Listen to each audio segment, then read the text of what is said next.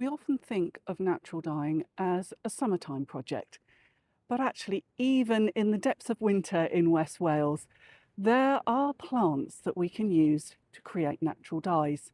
And some of them we can forage for out in the woodland, and some of them we can cut from our garden. If you're new here, my name is Becca, and on this channel I share all things fibre and textile arts. If you're an old friend, lovely to have you back. So in this video, I'm going to share 5 plants that you can use in your dye pot at this time of the year.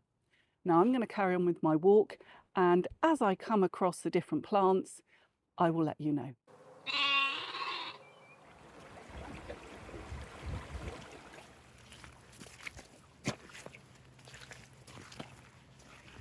Ivy berries are a classic winter dye, and I have some of these steeping in some cheap white wine back at home, not because I'm going to eat them because they are poisonous, but because it is supposed to help to extract the colour. So I will show you how that is getting along once I get home. Here we have gorse flowers, and one of the very first videos on the channel is all about how to dye with gorse flowers, and I've got some examples of dyed fibre at home, so when we get back there I'll show you the colour that they create. So our next plant is on the way home, but it's on a roadside. I need to have the dog on the lead, so I guess I won't be able to film there. And then the other 2 are from the garden.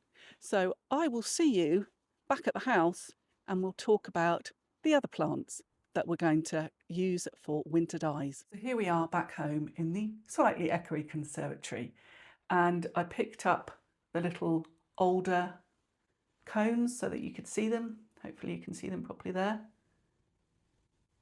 And then the other 2 plants that I'm going to talk about today are from the garden, and they are prunings. So at this time of the year it's quite common to prune a lot of plants, and one of the things that you can prune at this time of the year is apple trees and pear trees and roses.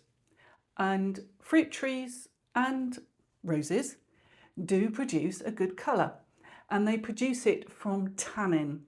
So I'm going to talk a little bit about tannin dyes as well. So let's just rewind a little bit, and first I'm going to talk about gorse, and this is wool dyed with gorse. You can see it's a lovely yellow. As I've said at the beginning of this video, very first video, I'm pretty sure it's the first video on the channel, is how to dye with gorse flowers. But it's pretty straightforward, and I do have a whole playlist which includes basic, kind of how to extract the colour, how do you kind of mordant wool. So I've got a whole playlist that includes that, but I will just very quickly run through it all so you don't have to go back and watch all those videos. So the basic process is you extract the dye with hot water. So you collect at least twice as much dye material, so your cones or your flowers, to the weight of wool or fibre or fabric that you want to dye. And that really is a minimum. It's a rule of thumb. With some things like petals, you might need to go higher. You might need as much as 4 times as much. You'll only know by experimenting, and that's half the fun.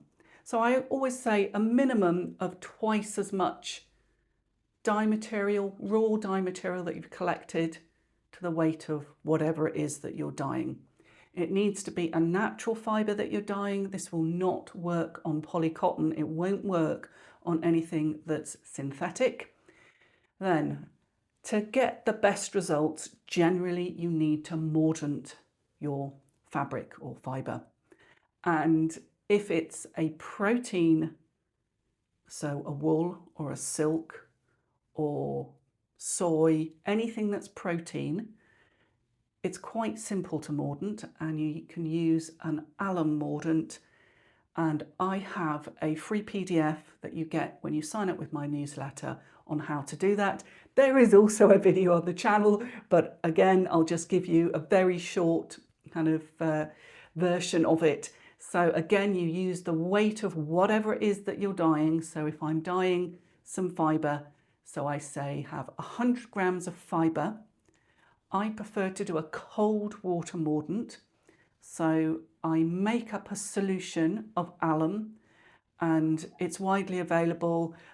You can get it from fibre suppliers, you can get it online. I will leave all the details below. I'm trying to swear off a certain online supplier at the moment, so I will try and find one that's not them. And I think somebody like Fibre Hut or somebody, I'll find someone so I can link it for you. So alum sulfate is what you want to use for protein fibres, and you weigh out 10% to your weight of wool, dissolve it in hot water in a jam jar or something, then tip it into rainwater ideally that's in, excuse me, something non-reactive like stainless steel or glass or plastic, but something that's not going to react. And then you soak your fibre overnight, take it out. You can either use it right away or you can rinse it and dry it and use it later. As I say, lots of material both on my website, on the PDF that you can get if you sign up for my newsletter, and on the channel. Okay, so that's a very kind of quick potted history. And I also am going to demonstrate as well, but again, it's quite truncated because, as I say, there's loads of videos on the channel if you want the kind of the methods. Right, okay, so gorse, lovely colour, widely available on wasteland, on hillsides, and it is the flowers that you collect. Little bit prickly, so maybe wear a pair of gloves, but I think it's worth it for the colour because it's a lovely colour. Then the other thing I'm going to talk about, and I've got something over here. Okay, so I talked about ivy berries. I'm going to make a separate video for these, but ivy berries make a good colour. Now, they are poisonous, so just be careful, particularly if the only heat source you have is in your kitchen. So safety first, wearing gloves, various things. And I did say at the beginning of the video that I was steeping the berries in white wine to help with colour extraction. This is an experiment. I really don't know if it's going to make any difference. But as you see, they have been marinating, soaking, steeping for about 2.5 weeks. So I'm nearly at the point where I want to actually add a little bit more water, put this in a non-reactive pan and just bring it up to below boiling point to extract all the colour. But that'll be a separate video. Okay, so the other thing I wanted to talk about was, yes, the alder. So the alder cones, and all parts of alder produce a colour. And it's the tannin that produces the colour. So I have a whole range of wool that I have dyed with different plants that contain tannin. And we kind of get the colour tan from tannins. So if you think about tanning leather, those are the sort of colours you're going to get. And no, wrong one. Yes, okay, so this is alder. Again, there is a video on the channel if you want to see the whole process. But I think it's a lovely, what I would call old gold. I think it's a really nice colour. And I have used this quite a lot. Made some sock yarn with this. I think it's a great colour. Okay, so we've got tannin. And one of the things you can do with anything that contains tannin is do an afterbath with iron. So if you've ever done any eco printing, quite often people will use rust and iron to kind of change the colour of things and combine it with something that's high in tannin. You get some really beautiful results. And if you want to shift the colour slightly, and again, I have got videos on the channel all about how to do that. So using iron to shift the colour. Using iron and something that contains tannin, you get really great colours. So the other one I wanted to just briefly talk about was the apple, and I did this when I did my summer pruning, but it works with winter prunings as well. And I removed the bark, and particularly the inner bark off the prunings, and this is the colour that I got from doing that dye bath. Again, there is a video on the channel. Okay, so what is the very last one we come to? Roses. So I've never done roses before, so I was pruning the roses and I decided that I would cook up a batch of rose prunings to see what colour I get. So a few days ago I started the process, and QVT, as they say on the telly, and let's see what happened. So this pot has been sitting for about 4 days. I heated it for about an hour, turned the heat off, then I've just let it sit to get as much colour out of it as I can. So I'm going to go and strain this off and we'll see what the dye underneath looks like.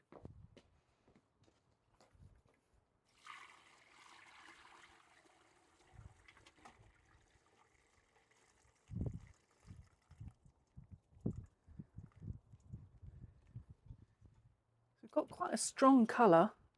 I think we're going to get some results. So I'm going to just go and soak some wool and some cotton that is pre-mordanted in some water. I'll let them soak for about an hour before I pop them in here and then put it back on the heat.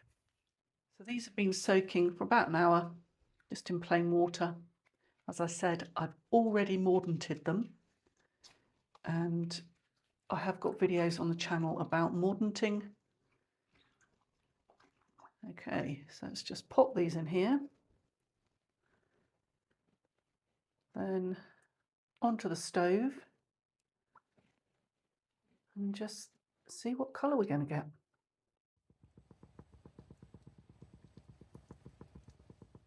As if by magic, here is the dye pot, and I heated this on the stove just below boiling point, so it's simmering point, for an hour. Then I turned it off and let it cool. Now I'm going to rinse it in water that's the same temperature as the dye bath with a tablespoon of white vinegar in it. And the reason I'm doing that is to help to just get rid of any excess dye. And because it's an acid dye, because we have tannin in here, that's what the colour comes from, a tannic acid, then rinsing it in something else might affect the colour. So by rinsing it in something that's a little bit acid, we should help to set the colour. If this was a dye that was affected by alkaline, and you do get them, then by putting it in acid, I might shift the colour. Now that could be a result, that could result in something I wanted, but in this case, I'm just going for kind of the colour without messing it up. So a little bit of water, a little bit of vinegar, should be fine to rinse it. And I will come back to you when I have rinsed it and dried it. And in the words of every TV programme ever, now back to the studio. Well, in my case, the echoey conservatory. Those samples that I dyed are drying at the moment, and I will pop in what they look like once they're dry at the end of the video. Now, I do get asked what books I like, so I have got a good selection to recommend to you.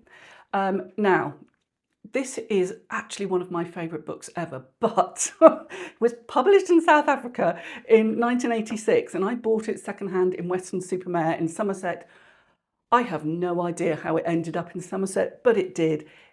If you ever come across it, it's a lovely little book, vegetable dyeing in South Africa, and obviously a lot of the plants don't relate to the UK, but it has got really good kind of table of how to use different dyes, and so if you ever see it, pick it up. Then another one out of print, I'm afraid,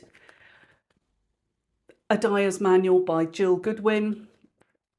I've seen it for really stupid prices. Do not pay 40 quid for it. It's not worth it. It's a lovely book, but it's not 40 quid, quid's worth of lovely. but somebody sent me a message to say they found it for £14. So it is out there for not stupid money.